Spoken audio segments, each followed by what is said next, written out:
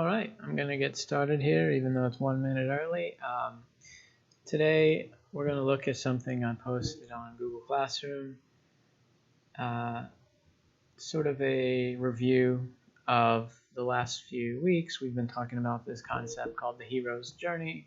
You're working on a project related to the hero's journey, and before too long, we're going to do a little quiz. It's not the biggest grade compared to the project and the parts of that, but I do want to just kind of check in and make sure everybody knows the basics. So on today's post, it's called Study Guide, and there's just a Google Doc with some questions. The link here is to the video you're watching right now, whether you watch it live. Looks like I have a couple people, and then I'll be looking at the chat every once in a while to see if I get any questions. Or whether you watch it later on the same link, you can use this to help. I'm going to open it up. Actually, I don't have to because I have it in another tab. And sort of go through these and give a few descriptions of what I'm looking for and what you need. In here, there are two links, and they're not new. You've seen them before, but I just put it on the newest doc so you don't have to dig through previous items. By the way, I'm working on some grades in here. I apologize for leaving a lot of that stuff blank so far. What I've got is basically everything this quarter is based on the hero's journey. There's I put one assignment for the very beginning called discussion, which is just like if you've participated at all in the posts and in-person talks we've had, just to kind of get it started and get some point in there. Then we've got some for the project. For the project, just to recap, you've got a video at the end, but first we're going to make slides. You're going to make slides where you choose a story and describe how it fits with the hero's journey. I gave an example of one that I made, and I'll probably make another one just to show some variety. And once I get some of you guys to turn it in, we can share those as well. But the slides are one step. I'm going to grade that, give you suggestions of what to add or change or whatever. And then the next step is to make it into a video. And so this is kind of similar to what we did last quarter, but of course we're going to be better the second time. And that final one where you do make the video, that will be your final grade, your big grade, your CQA of the quarter. Other stuff related to the hero's journey that's also going to be in the grade book is this assignment, this doc, study guide, just an assignment, and then the quiz, an assessment, but a very small one compared to the other stuff. And they're all on the same topics, so you're not really learning 5 different things. You're just applying it in a few different ways. So let's look at this doc, and I'll spend some time going through the questions. If I see anybody post in the chat, I'll look over every once in a while and answer those. And of course, if you post questions on the Google Classroom, I'll see those too. I know some people do class comments for everybody, and other people do private comments. I would actually prefer the private comments because I get notifications when you do that, and for some reason I don't always when you do the class comments. Anyway, let's see how we're doing here. So this is about, I know you've heard me say this a million times, but I'm going to do a quick recap. The hero's journey was a concept developed by a guy named Joseph Campbell. He made a book called The Hero with 1,000 Faces. I think it was in the 40s. Let me Google, just because I'm curious. I don't know if you can hear my keyboard. It's very loud. Let's see here. Yeah, 1949. So this was a time when a lot of British and American anthropologists and psychologists were going all over the world and comparing cultures, religions, myths, sort of human, what do I want to say, like ways of organizing society. They were comparing, hunter-gatherers to nomads, to people with agriculture, to people with advanced technology, and so on. And a lot of what they did is kind of bad. We can look back and we can go, oh, that was taking advantage of people, or that was no good. But with this type of stuff by Campbell, I think it's pretty valuable, and I think we can learn a lot. So his idea was that when you look at stories from all over the world, different times, different places. They are pretty similar, and they follow similar patterns, whether it's Greek myth or Egyptian myth or Jewish tales or Native American tales or whatever you can find. They are not totally independent. I mean, you can almost say, well, once you learn a few different mythologies, you see a new one and you're like, oh, this is just like this other thing I've seen in the past. For example, when you look at Greek mythology, there's a story about these two old people who live in a town, and one day they get some visitors at the door, and these visitors are poor, shabby travelers, and our main characters, these two old people, they treat them well, and they say, hey, yeah, come in, we're going to give you a nice place to rest, and we're going to give you some food and wine, and we're gonna be as hospitable as we can, even though we're poor and you don't know us. We're still gonna show hospitality. And then, of course, those two travelers turned out to be gods. If I remember right, I think it was Zeus and Hermes. And they say, you know what? We were gonna destroy this town because this town has been very bad, but we're gonna save you. We're gonna save you guys. We're gonna flood the rest and take out the rest of the town, which maybe is not that nice, but at least they saved these two guys. And you know what? You can find that same story in a lot of cultures. There's a story in Norse mythology about Odin. In Norse mythology, Odin will put on a disguise and he'll pretend to be an old traveler, and he'll go to different places. There's one story where people treat him badly, and he punishes those people, and there's another one where people treat him well, and he rewards them. And you would almost think that they're just different versions of the same thing, but no, these were written independently. It's just that we have these psychological concepts that we express, but the concepts were there before we wrote them down. If you hear me describing these, you might think of there's a story in the Bible of Abraham and Sarah got a couple visitors. I think it was 3 visitors who said, "Hey, we're just a couple of poor travelers." And Abraham and Sarah said, "Yeah, we're going to take you in and give you our best wine, and we're going to slaughter our lamb and feed it to you."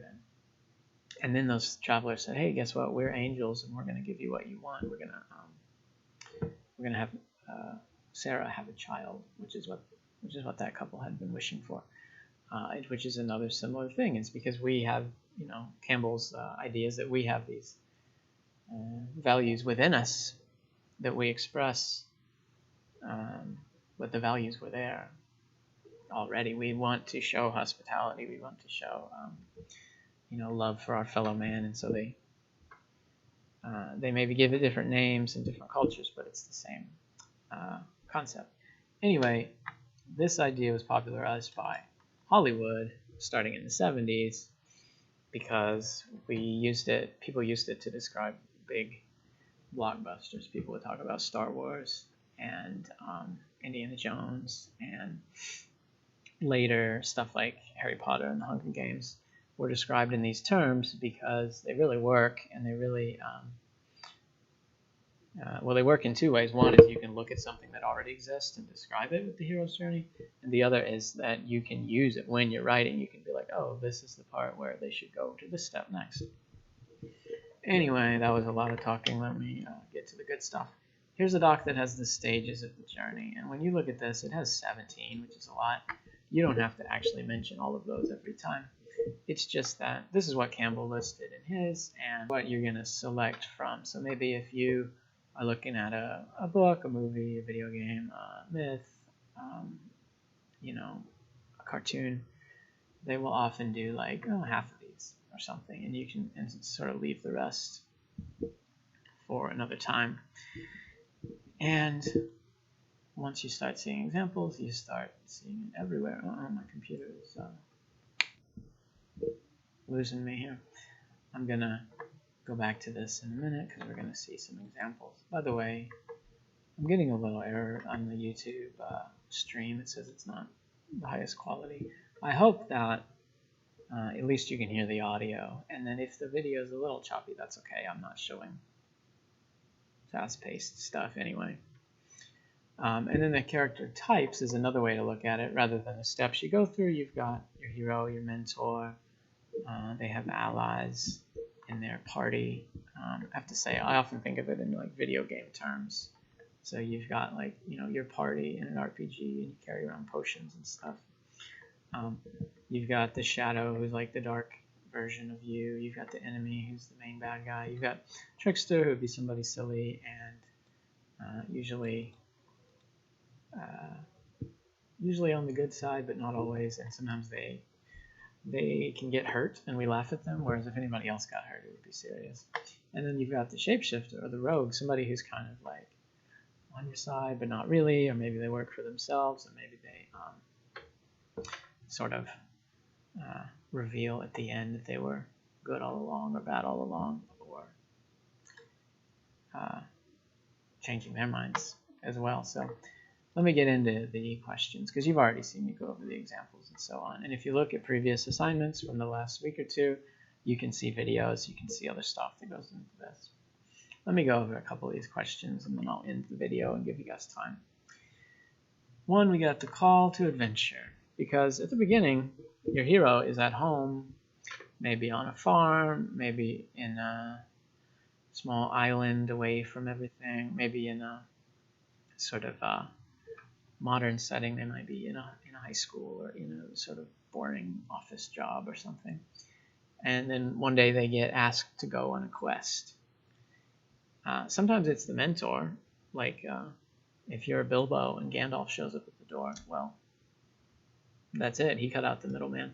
But usually there is a middleman. There's like a small magical messenger figure. You might get a robot to deliver it, like R2-D2 shows the message to Luke that says, Princess Leia needs help.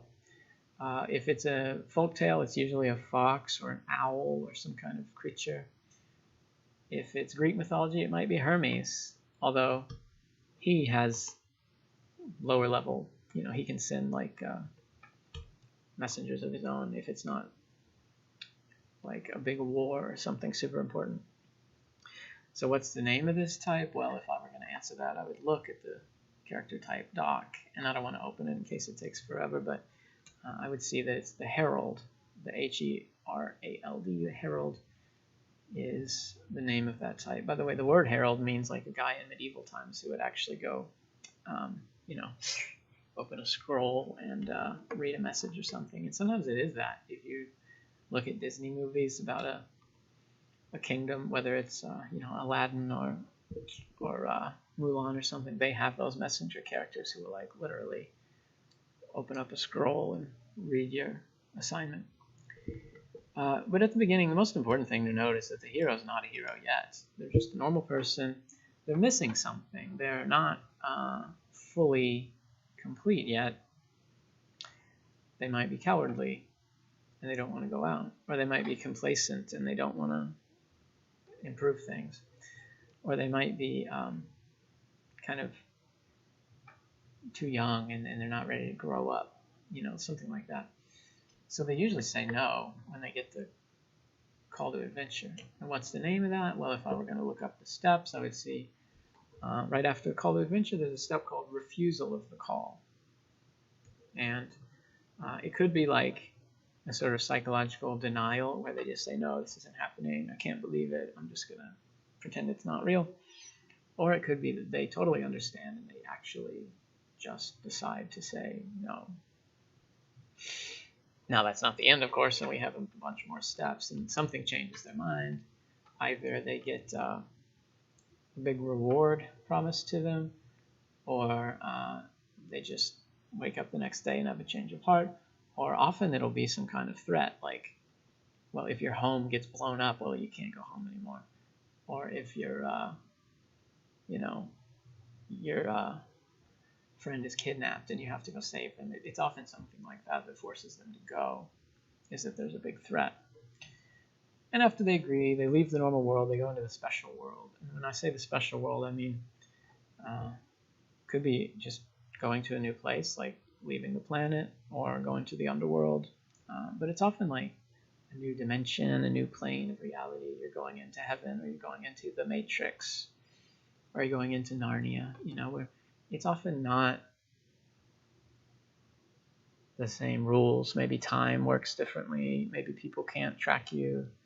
I think when they go into Narnia, time moves slow, and so they're there for 10 years, but they come back and it's just an hour or something like that. Often these, or Inception has those same rules. Often these type of stories will have some different rules about the special world. But anyway, your hero needs a party. They need teammates, and they need weapons and potions and items and armor, things like that. So what are some of the steps involved in that part? For this, you can have several possibilities, you might say. There's a step called supernatural aid, which is when you get your first special item. It might be a sword. I think in The Hobbit, Bilbo gets that sword that glows, and he doesn't use it right away. He uses it a couple chapters later. But you might get something like that, or you might get a potion that ends up healing you from the sickness of the bad guys or something. You also might get a key or some kind of like ID badge that gets you into the special places.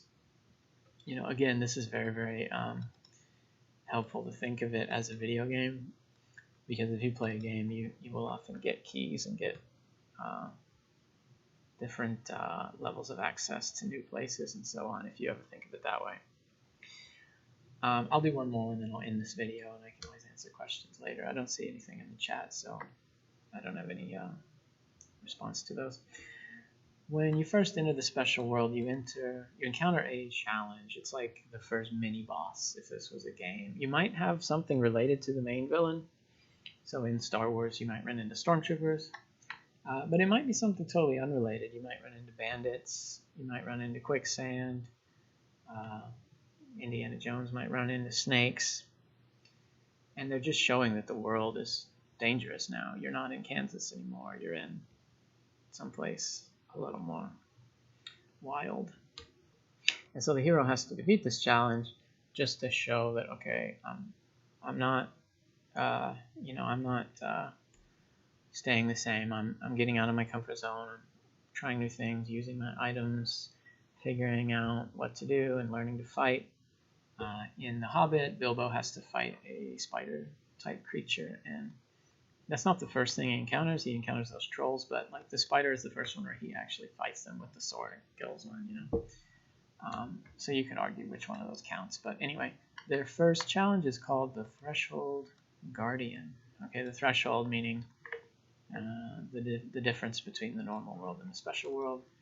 The Threshold Guardian is something that is right there that you have to defeat in order to get yourself fully on your way, fully into the special world, and not just kicked out. You might think of it as a gatekeeper. So we got a bunch more steps, and they do go in order, and some of them just ask you for the name of the thing, and others ask you for an example of the thing. If you have questions about that, let me know. But we're going to have a quiz in a couple of days on Friday, and no, not Friday, because it's the other day, but whatever, I'll figure it out. And the quiz is going to be similar to this. It's going to have some questions that say, here's the thing, what's it called? And then it's going to have others that say, here's the name of the thing, can you give an example? It'll be a little bit of multiple choice and a little bit of, typing an answer in a box, but not writing an essay or anything long. So take a look at that. Let me know if you have questions. Thanks.